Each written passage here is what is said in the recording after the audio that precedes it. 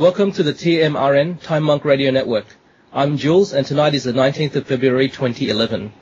Today we have truth seeker monk Jay Weidner. Jay is a long-time researcher and truth seeker whose videos, books and articles can be found at sacredmysteries.com. Hi Jay, welcome. Hey, good to be here. Great. The WebWide Forum administrator is Fox, and today he will be doing the recording and technical aspects of the show along with Neo and Groundrod. Several members of the forum were kind enough to join us tonight. They include members Lauren, Jerry, Patrick, Sandra, and Uranus Rising. One of the members would also like to welcome Jay on behalf of the forum. Patrick? Hello, Jay. I just have to say that in addition to your own work, your efforts in bringing like-minded people together over the past generation has been nothing short of monumental. And as one of our forum members reminds us with a quote from his dad, you can accomplish amazing things in this life if you don't care who gets the credit. Well, this WebBot forum wants you to know that your generous contributions are recognized, and we're honored to have you with us today. Well, it's good to be here. I appreciate that.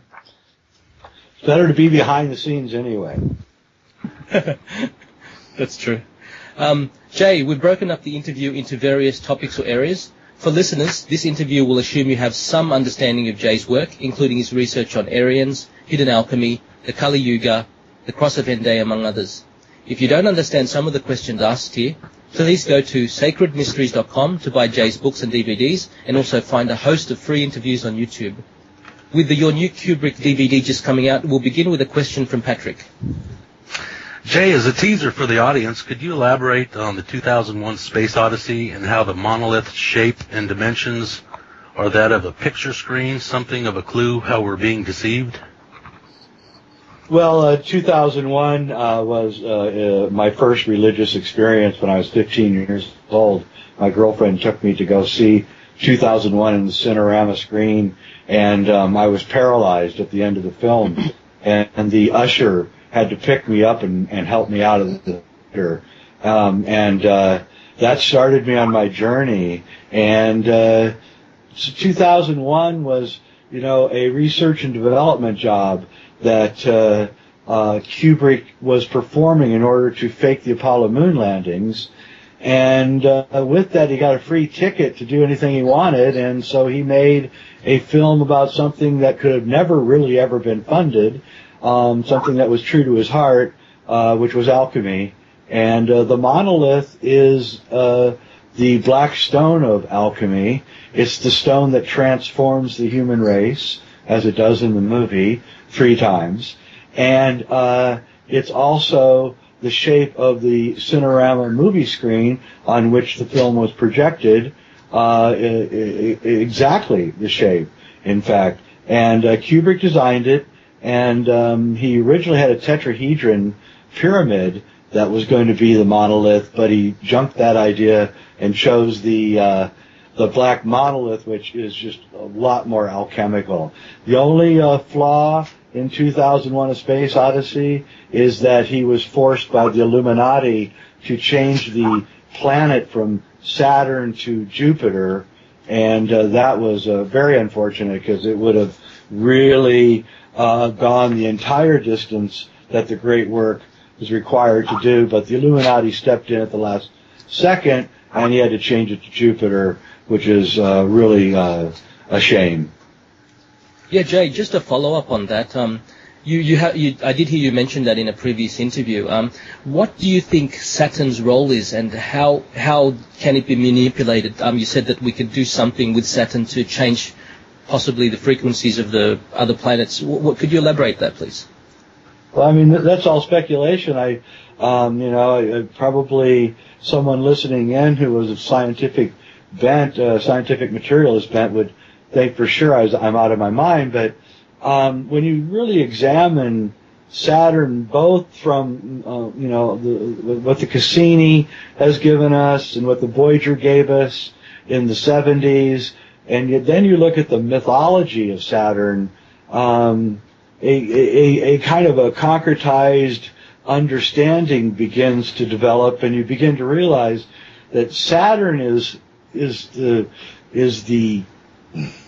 Time Lord of the solar system, and it has thrown us into our linear time somehow. And I can't explain that completely. I think that Saturn actually is the outer planet.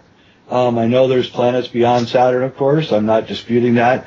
But I think that the astrologers were right in that the cube of creation, the hexagonal cube that encases our reality, the outer edges of that cube are Saturn, and that's why it has a hexagonal cloud pattern on the North Pole and has had a hexagonal cloud pattern on the North Pole for at least 35 years straight.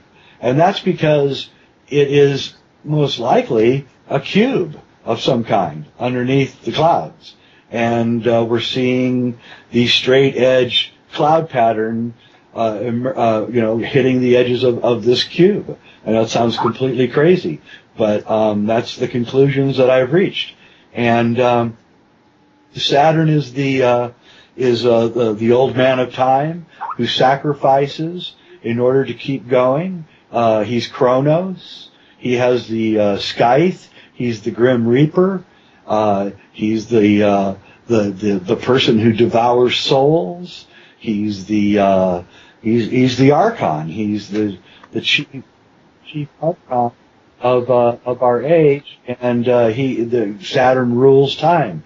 So I think that the occult societies, especially the German occult societies, who were called Saturnian societies, are really interested in Saturn, and I think that they have a lot more business going on around Saturn than we can believe. If you really want to get a great book, get The Ring Makers of Saturn.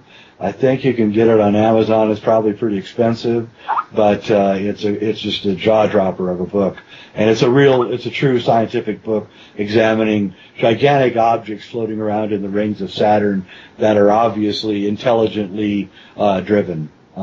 And it gets weirder than that. I mean, when you start getting into Saturn and the mythology, and you realize that J.R.R. Tolkien was one of the only people that could read the books in the medieval library at Oxford because he understood language so well. He was a philologist.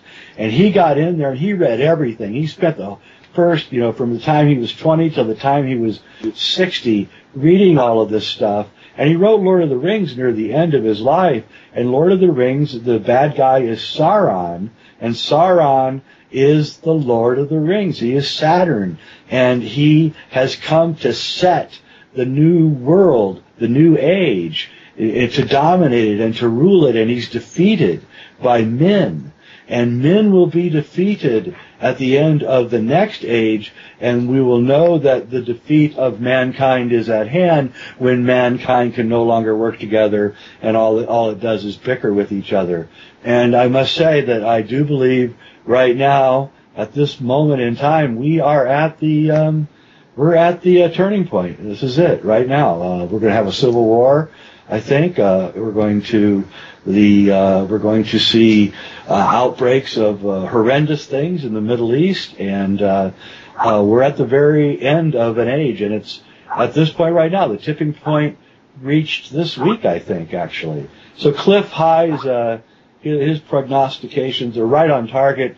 Sometimes he lets his own brain get in the way of it, but I've been following his work, and I guarantee you that the tipping point that he said in November, it occurred. It didn't get reported, because you have to understand the media is now become very aware of the internet, and they're beginning to just not report things. They're just beginning to just ignore things that are very important so we don't find out about it. So what they did in the Gulf oil spill, it's still going on. They just ignored it. It's what's going on in Iraq. We're still in Iraq, but they're saying that we're not. So we all believe it.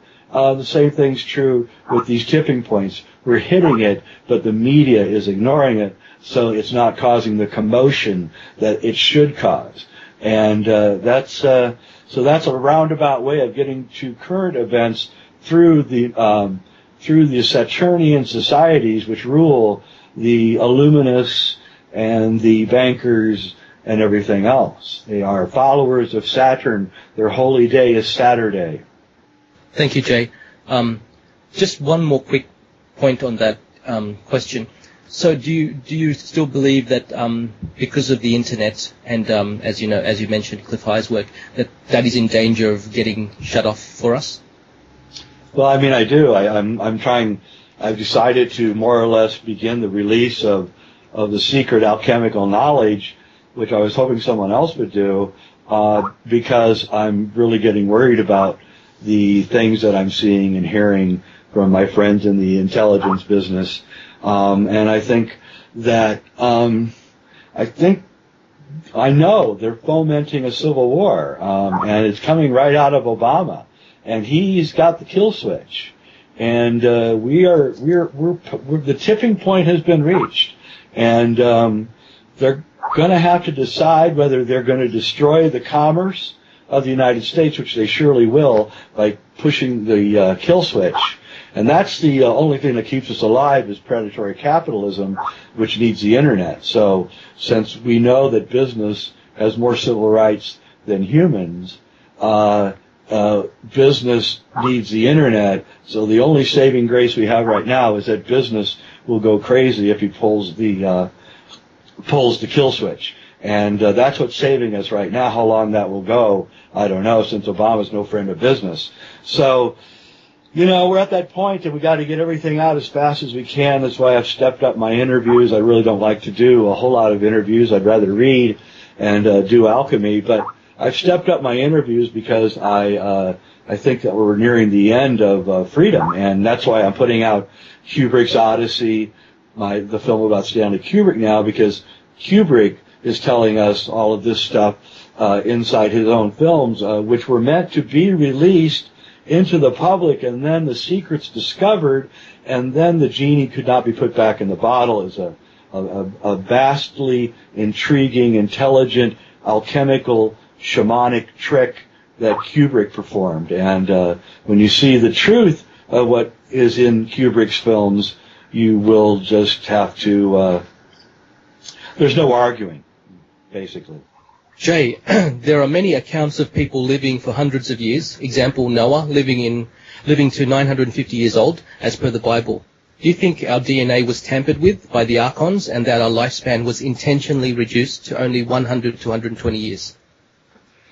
That could be. I have a much more prosaic answer, which is that the archons destroyed the sacred science of alchemy, and then therefore aborted our ability to create the Philosopher's Stone, and began the long diminution of our lifespan, all the way up until around 300 AD.